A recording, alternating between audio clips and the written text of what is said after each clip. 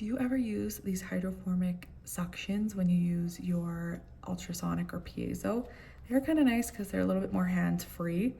If you notice, it has like kind of a thinner end. So usually if you decide to get them, they come with these little ends that you put on to help a connector to your proper suction. You can get the smaller or the bigger ones.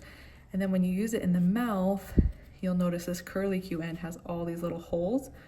So you'll turn this, bloop, like that, and then it'll clip on the cheek, like so. And I can show it in the mouth. So here it is in the suction, and I've turned it. So then when I put it in the patient's mouth, I want this side up towards the occlusals of the maxillaries, and this is towards the bottom teeth, the mandible.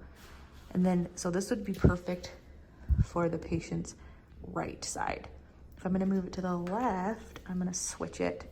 So this is how they originally come, like this, flat. I'm gonna switch it this way. Oh.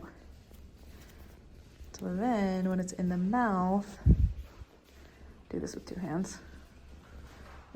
It will stay a little bit better, and the holes are down towards where that water is sitting. Here's the little curly Q suction. So I'm gonna bend this towards me so you can see the little holes in there. When I place it in the mouth, the holes are gonna be down towards the bottom of the mouth. Makes sense because we wanna get the water what's falling with gravity. So it's gonna be resting like that.